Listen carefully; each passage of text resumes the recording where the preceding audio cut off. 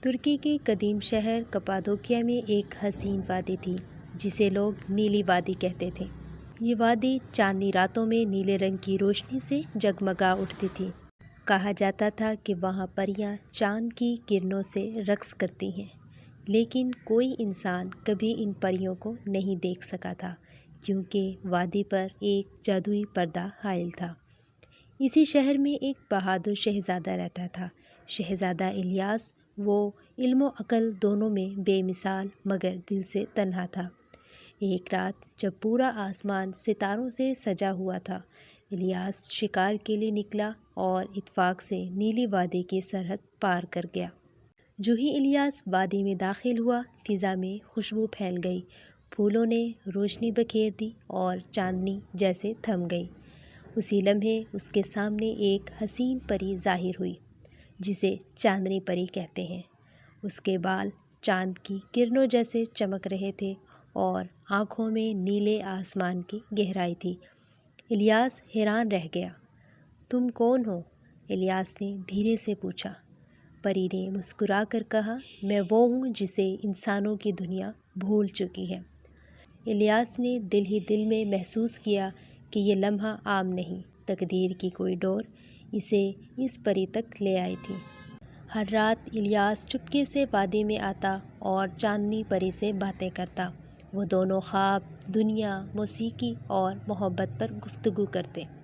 وقت گزرتا گیا اور ان کی باتوں نے دو دلوں کے درمیان ایک اندیکھے رشتے کو جنم دیا۔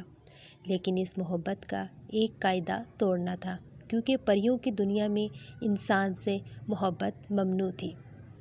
پری کی ماں ملکہ زہرینہ اس محبت سے آگاہ ہو گئی۔ اس نے چاندنی کو خبردار کیا، اگر تم نے انسان کی محبت چنی تو تمہاری جادوئی طاقت ختم ہو جائے گی اور تم کبھی آسمان پر واپس نہیں جا سکو گی۔ چاندنی پری نے الیاس سے کہا، میں تمہیں بھول نہیں سکتی، مگر اگر میں تمہارے ساتھ رہی تو اپنی دنیا کھو دوں گی۔ الیاس نے اس کا ہاتھ تھام کر کہا، پیار اگر سچا ہو تو دو دنیاؤں کے بیچ دیوار نہیں رہتی۔ میں تمہارے لیے ہر قربانی دینے کو تیار ہوں۔ اسی رات زہرینہ نے ایک طوفان جادو چلا دیا۔ پریوں کی دنیا اور انسانی دنیا کے بیچ کی سرحد بند ہو گئی۔ الیاس زخمی ہو کر زمین پر گر پڑا اور چاندنی ہوا میں تحلیل ہو گئی۔ مہینوں بعد الیاس جنگلوں میں چاندنی کی تلاش کرتا رہا۔ ایک رات اس نے نیلے آسمان کی طرف دیکھ کر دعا کی، اے خالق عشق، اگر میرا پیار سچا ہے تو مجھے چاندنی تک پہنچا دے۔